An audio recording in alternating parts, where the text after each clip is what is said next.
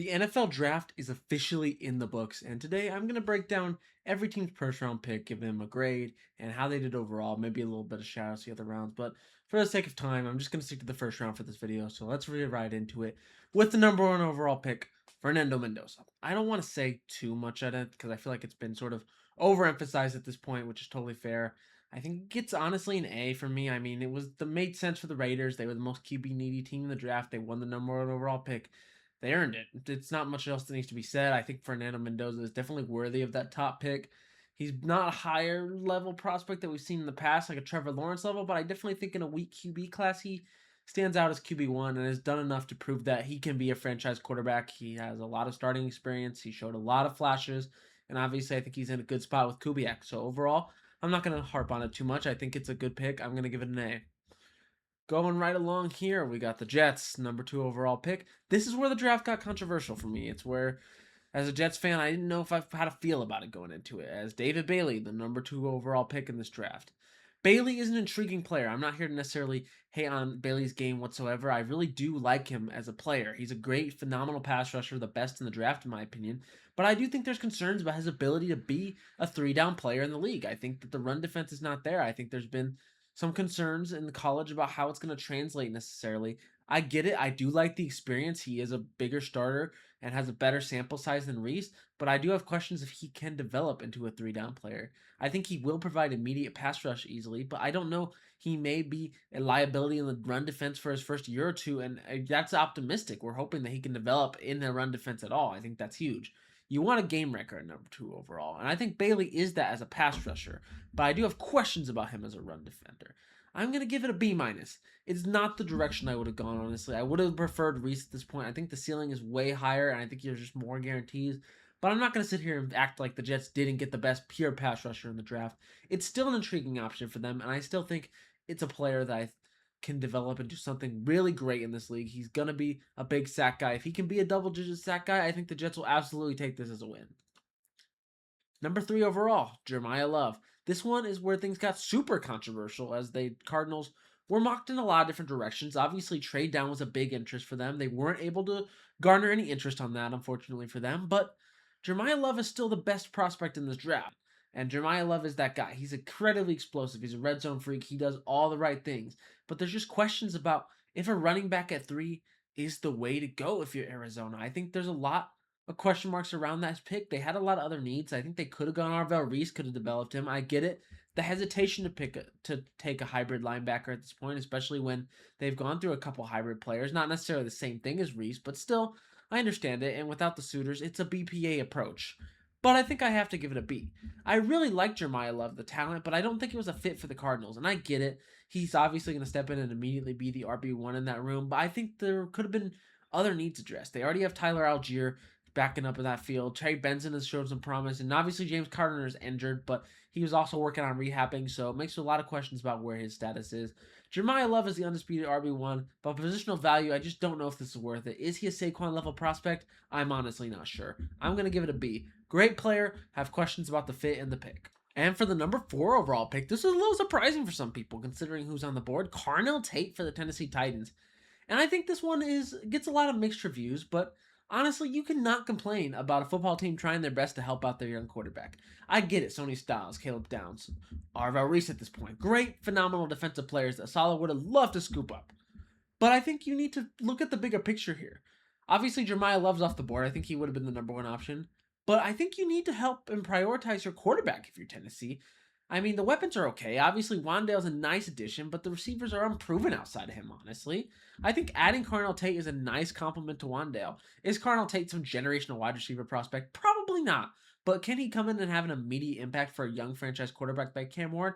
Absolutely. And this took a lot of guts from Tennessee because obviously I think a lot of people didn't have Carnell Tate going to a place like Tennessee. They had Tennessee going with a defensive player if it wasn't Love. But Tennessee said, forget that. Maybe Carnell Tate isn't have the ceiling of one of these crazy defensive players, but you know what? Cam Ward needs it more, and I gotta respect it. I'm gonna give it an A.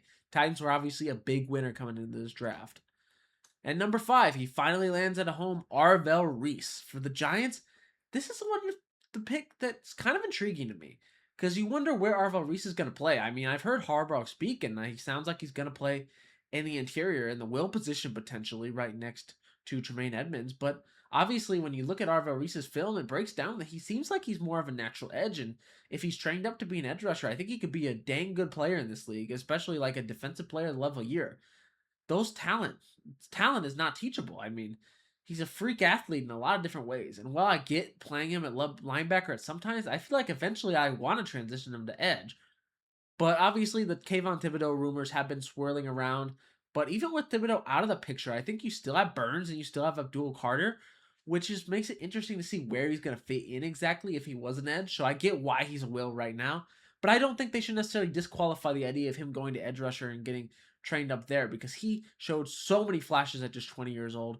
Overall, I'm going to give the pick a B+. I don't love the fit necessarily. I think he can fit in and he can play good in the Giants defense, but I just feel like he would be maximized if he could be taken down as a full-time edge rusher that sometimes drops back into coverage, not necessarily a linebacker that sometimes rushes the passer. Overall, like the pick, but I wish he could be an edge rusher in this league, honestly. And I think that eventually Burns is going to age out, Thibodeau could be gone, and Abdul Carter and Arvo Reese could create the scariest pass rushing tandem in the league if they both reach their ceilings. All right, moving right along here, we have the first major trade up of the draft. Kansas City moving up for LSU's cornerback, Monsieur Delane. Gotta give it an A+. KC was a big winner in this draft. I loved everything that they did, honestly, for the most part, and this is a big move for them. Obviously, losing McDuffie is tough, but you didn't want to pay him that expensive cornerback contract. I think that's put him in a tough position, but being KC having this rare opportunity where they're picking high, they needed to pounce on a guy that they think can be an elite number one corner in this league, and Delane is absolutely in position to do that.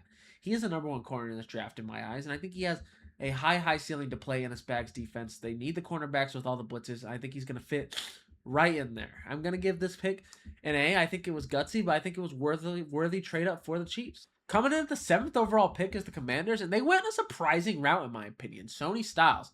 A lot of moxie wasn't there, honestly, whether it was Tennessee, the Giants, or even sometimes a defensive team is trading up with Cleveland sometimes. But this guy is one of the best players in the draft. Do not get it twisted. I mean, he is a phenomenal football player. I think he's arguably, if you take out positional value, a top 3 player in this draft. I think it makes a lot of sense. If you're the Commanders, I would have really liked to get a weapon here for Jaden Daniels, but at the same time, look at the board. I get it. Some people are mixed reviews on Tyson, but honestly, he's injury prone. There's real concern there. There's already concern in that room with Terry McLaurin, who's already injury prone. Jaden Daniels obviously had a tough injury. Do you really want to keep adding questionable players when it comes to injuries in that offense? Well, I get that it's going to be tough to upgrade the receiver position without one of the top picks. With Cardinal Tate and Jeremiah Love off the board, I think you just have to pivot to BPA, think strategic. Sonny Styles and the Dan Quinn defense is going to do big things the league will see. I'm giving this pick an A. I'm really high on it. I get it. It's maybe not what the Commanders necessarily were starting for right now, but hey, I think it's definitely a worthwhile pick for them. He's going to be a long-term starter for them. Book it. Moving right along, the Saints with Jordan Tyson. I'm going to give this one a B. No hate to Jordan Tyson. I get it. I think he probably has the highest upside in the draft. I think he has the best chance of being that Justin Jefferson, that Amon-Ra St. Brown, that Jamar Chase level player in this league. The ceiling is there. This kid's phenomenal. But the injuries are just scary, honestly. I really like Jordan Tyson as a prospect, but you worry about the injuries, if we're being honest. I get it. Some of these injuries were fluky, but tearing that knee like that in 2022 is concerning. And I get it. Injuries can be fluky, but injury proneness is a real thing. And if you're the Saints, I get and I like the idea of loading up for Tyler Shuck, but I do worry about Tyson's long-term health, honestly. I think he's going to be a good player in New Orleans, but I think health is the key factor. And it's a worthy swing to take an 8. I'm going to give it a B. Not the route I would have gone, but I totally get the process behind it. And for Cleveland, the first offensive lineman coming off the board, Spencer Fano. This was an interesting one. I think I got to give it a B+. I think Cleveland definitely needed to address the offensive line, and with Tyson and Carnell Tate off the board, reaching for Lemon at this point, I'd be a little hesitant to do it, honestly. So getting the what's in your eyes the best offensive lineman is a good move. Well, I thought that was Maui Goa, honestly. I think Fano does some similar things for you. Obviously, he's got that versatility. He's played on both sides of the line before. I think he could easily move into guard and be a strong guard in this league as well. I think that's what Cleveland needs. They need to just work on their offense. We know their defense has some good ball players, but just get offensive linemen that can play football. Like, versatility is not necessarily a bad thing here at 9. I think it's a worthy pick. I'm going to give it an A, I think. I've given it a lot of thought. The trade down, getting a nice third-round pick as well. I think this is a nice draft for Cleveland. Just taking the BPA in their eyes at offense is never a bad thing. And moving right along, the linemen start to fly off the board here. The Giants are taking Francis Mauigoa. Now, personally, I think he is one of the best offensive linemen in this draft. He's right up there with Fano. Maybe not the best guard, but as a tackle, he's definitely up there. In New York, he's probably going to have to play guard because Andrew Thomas and Illuminar have been playing at a very high level the last couple seasons. But I definitely see some value in him on that offensive line. The guards were a weaker part, and he can easily slide in and play at guard at a high level until he can swing out and tackle if eventually Illuminar leaves or ages out or whatever. But I think overall it's a good pick for New York. I think that it's an intriguing prospect, and I think I respect them going offensive line. A lot of people had downs here, but they just got Arvo Reese, a nice, interesting piece in your defense. Now it's time to load up. Protect Jackson Dart. Receivers are looking strong already with Malik Neighbors back there. Obviously, you have Scatterboo and some juice in the running back, but let's commit to building this offensive line. It's never a bad thing to keep building up the trenches, especially with a player like Mauigoa. Definitely worthy of the pick. I'm going to give it an A. Now let's move right along to Dallas, who will get an A+ for the Caleb Downs selection. This is great value for Jerry. A lot of rumors coming into this draft that they were going to have to trade up for Sonny Styles. They were going to have to work something out. But to get a Caleb Downs level prospect without really having to move up only one spot is a huge win if you're Dallas. Caleb Downs obviously has the whole regenerative ACL thing, which is definitely something to keep an eye on, but I still think the dude can have a high key prime in the NFL. He can easily play for 7-8 years at a high level. I'm not super worried about it. Even though the ACL thing has weighed on players in the past, it doesn't stop their peak. Marshawn Lattimore is a great example of that. And not having to move up for Dallas is why this pick is such a huge win. Downs is going to be a great player back there in the secondary. And with Sonny Styles off the board, getting a player like this at the upside of Downs is a huge win for me at 11. A+ for the Cowboys. Moving right along, here are some picks I'm not as huge of a fan on. The Caden Proctor pick for the Dolphins, I have to give it a C+. I like Proctor the player, but I just think 11's a little too early for him. I think they have a lot of needs if you're Miami. I think you should be prioritizing best player available. I think Caden Proctor is going to be able to play at a high level, but I have my questions, honestly. He definitely has the size and the length to play in this league, but it seems a little early for me, honestly. 12 is just too high for him at this point. I'm going to give it a C+. I think adding talent is never a bad thing for Miami, but looking down the board, I think I would have gone with other options. C+.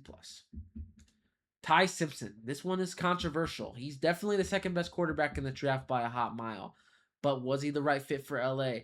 I think I'm going to give the pick a B because there is a certain aspect to this for LA about, are you building for now or are you building for the future? I think this is a tough thing you have to balance. Obviously, look at the board. Mekhi Lemon was there.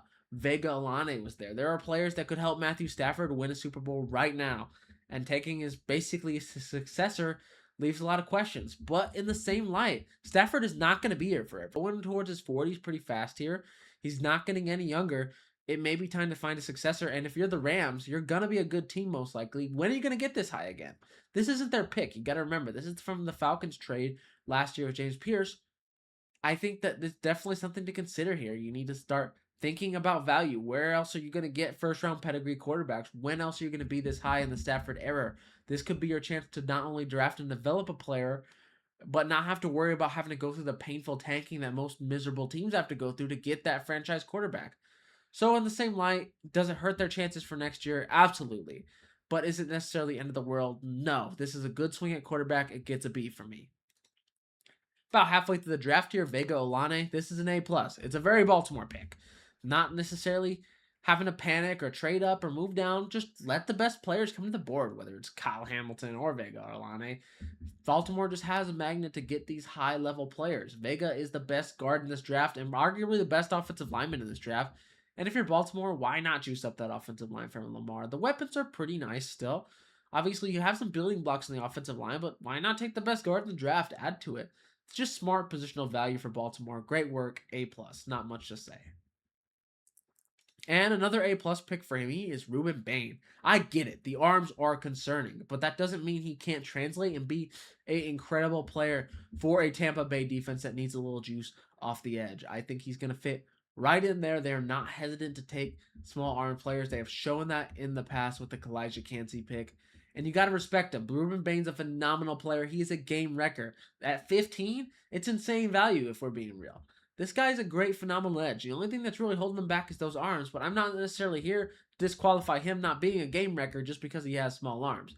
I think he can be a dang good player in Tampa. I think he is going to be a really good player in Tampa. I think the league letting him slide is going to be looked at as a mistake moving forward. This is going to be an A-plus pick for me. Kenyon Sadiq for the New York Jets. It's going to get a B-. I wish I could say as a Jets fan I like it more. I like Sadiq as a prospect. I think he is a promising tight end prospect. He's no Brock Bowers or that level of prospect, but he definitely has that kind of ceiling to be one of the best tight ends in the league. The inline work needs a lot of work, admittedly. He needs to be able to play inline. He can't really. He's a solid big slot, but he could also work on developing his route running as well.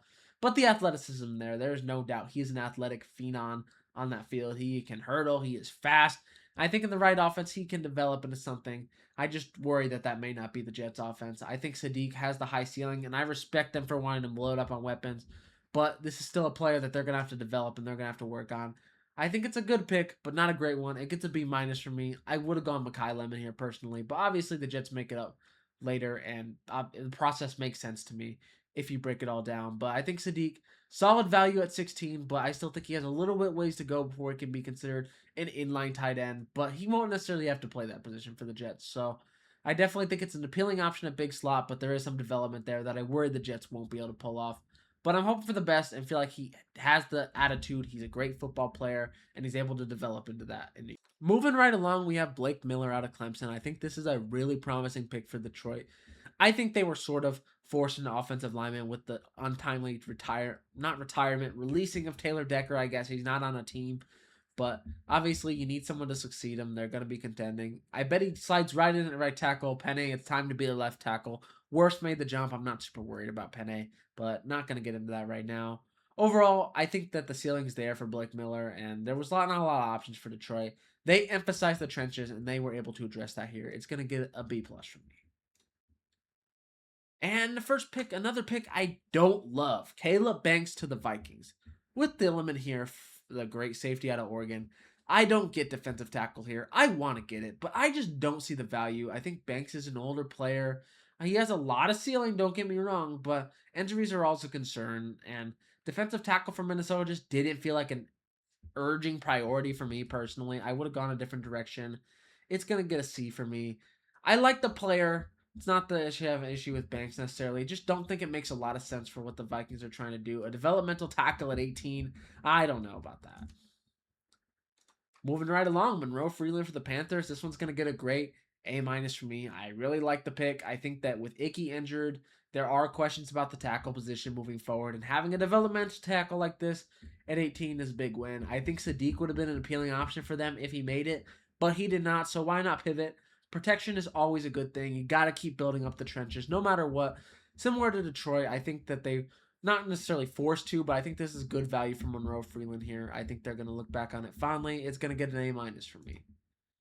220. This is another A+. Mekhi Lemon to the Eagles, of course. It just had to be Howie sliding up. Obviously, the Steelers wanted it. It did not work out for them super well. But Mekhi Lemon is a phenomenal football player. Is he the most athletic, fastest, strongest? No, but the dude plays a high-level football. He makes a lot of people miss, and his hands have glue on them, basically. He catches anything and everything thrown at him. You got to love this pick for Philly. A.J. Brown on the way out. I think Mekhi Lemon is going to fit right in there at 20. I get it. There's been a lot of concern about the attitude, but I still think he has a huge ceiling in this league. I think he's going to be a great target in that Philly offense. I think it's very appealing to have a receiver with great hands like this. I think he could play the Amon-Ra JSN role at his absolute best. It's that level of ceiling. That's what we're talking about here. And the Eagles got him at freaking 20. This is an A+ for me. Moving right along to the team that almost cut Mekhi Lemon, the Pittsburgh Steelers. They obviously end up going with Max Ene. I don't know 100%. Enaker out of Arizona State. Like the player a lot. Watched him a decent amount. I think that if you're Pittsburgh, this is a solid pivot. It's a first-round tackle. I think building up the offensive line is important for Aaron Rodgers if he chooses to return, or the next franchise quarterback. Is it a weapon? No, but I mean, if you're Pittsburgh, you're going to want to keep building up this offensive line regardless of what happened. It's a B+. I think it's solid value. It's not Mekhi Lemon, but hey, I think there's a lot of value of getting these trenches up. I think he's going to be a good player at the next level. He's going to fill right in for that Steelers offensive line, who keep trying to build up with young pieces specifically. They have Bernard Jones, Troy Fatanu. There's a lot of fun chess pieces around that, a lot of young players. They just got to get them in order, and they could have a sneaky good O-line this year. Keep an eye out for that. Moving right along to 22, the Chargers. They end up getting Akeem Mesidor out of Miami. This is a great pick for me. I think I'm going to give it an A minus for the Chargers. It's not necessarily a home run, but I think it's definitely a solid double if you're the Chargers. I think that he's older, but he definitely has that pass rushing juice the Chargers are going to need with a way leaving to go sign with the Commanders. I think that this is definitely the direction you want to go if you're Los Angeles Chargers. I think it was going to always be a defensive player, getting some juice off the edge, especially Mesidor's value here. Part of this was because the Bain slip allowed for this to happen, but the Chargers getting Mesidor at 22, it's great value. It's going to get an A minus from me. Moving right along, the next edge off the board is Malachi Lawrence. I like it. I don't love it. I think Jonathan Grenard is a fun comp, honestly. I think that's a solid player going in. But I don't 100% know. I think it's more upside at this point coming out of UCF, I believe. I think there's a lot to like, but I can't say I love the pick or it's necessarily a home run. It's just going to get a solid B minus from me. No hate to the player. I think he's got a lot of upside, but it feels a little early, honestly. A little early when we're talking about other edge rushers, but I see Jerry's vision. It's how he does it.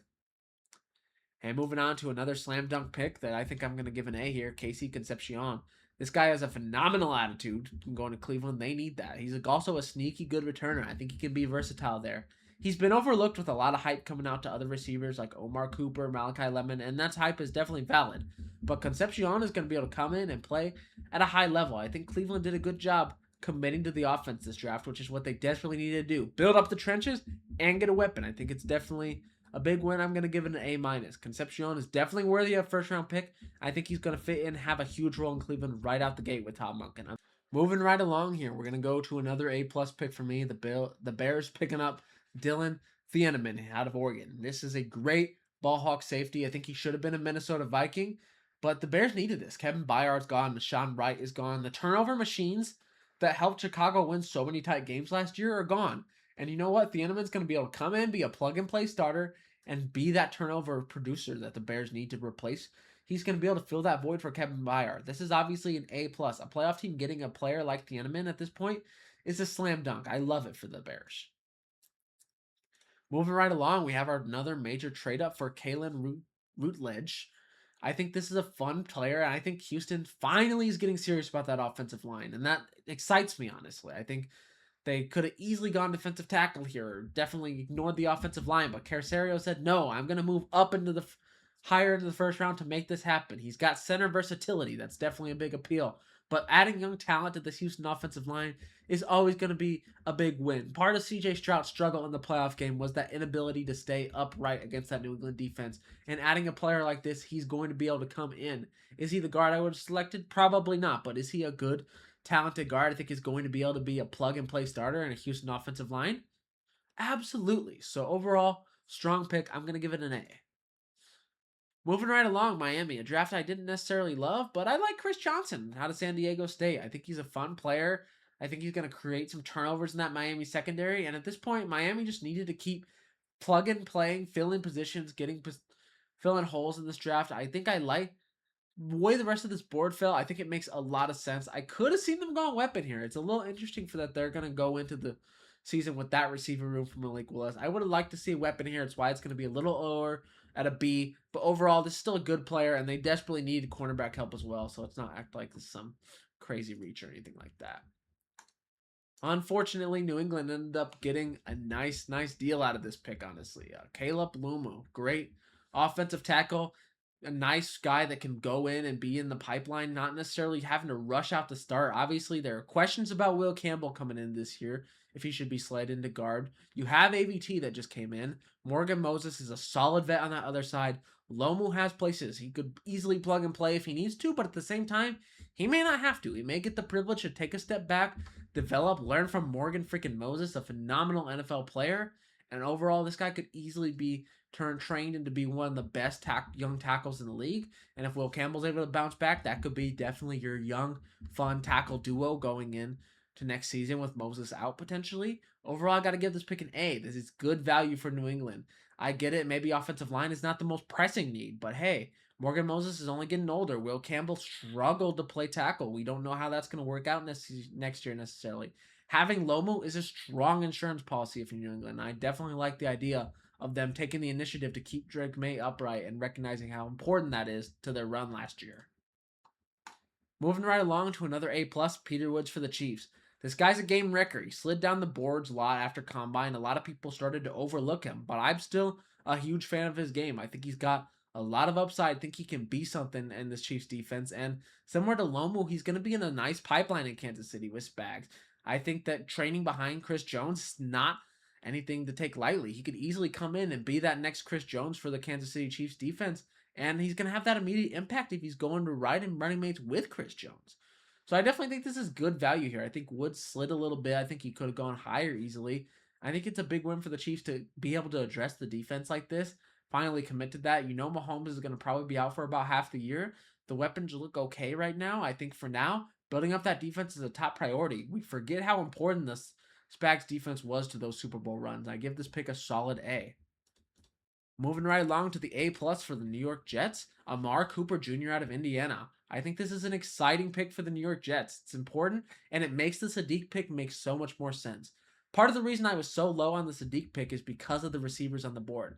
Whether it was Mekhi Lemon or Amari Cooper, the Jets rejected those receivers in favor of a tight end, who I like and I think could develop into an elite tight end, but I think he's got a little ways to go. They still need a receiver to pair with Garrett Wilson to have that immediate impact this year. Sadiq is a big slot, but he's not necessarily going to be the number 2 receiver right out the gate. I think he needs a little time to cook before he's at that level. But Amari Cooper, on the other hand, I think can come in and be a nice threat. He catches everything. He's going to be a friend to Geno. And now looking at it, a player you could have easily taken at 16 and the fans love it. You got at 30 and you added the best tight end in the draft that has the ceiling to be a top 5 tight end. You're starting to see the vision with the Jets, and I get excited that they're able to add all this weaponry at once. And I think adding Amari Cooper and Sadiq definitely makes up for this first round, and it makes a lot of things make sense for the New York Jets. But this trade up is an A+.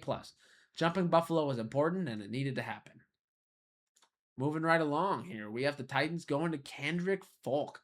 Fun edge rusher. Boomer bust prospect in my eyes, but I definitely think he's a Robert Saleh kind of player. He has a lot of juice. He's got a huge ceiling, and he could be a phenomenal player if trained up right. I think that he has a lot of talent going in, but I'm not necessarily sure he's ready to be a day one starter, but I think he's a worthy swing to take if you're Tennessee. I think this is a player that you got to look into and really consider. He's got a high ceiling, and it's exactly what Saleh looks for in edge rushers. Adding more juice on the defensive line is always going to be a win. I think the Titans approached this draft in a really sound and promising way. Not only were you able to get Cam Ward, the weapon he needed, and Carnell Tate, but you round out the round with a high upside edge rusher in Kendrick Falk. I think it's exciting to have him in a solid defense. I'm going to give this pick an A. And last but not least, the Super Bowl winning Seattle Seahawks are going to take Ja'Jarian Price out of Notre Dame.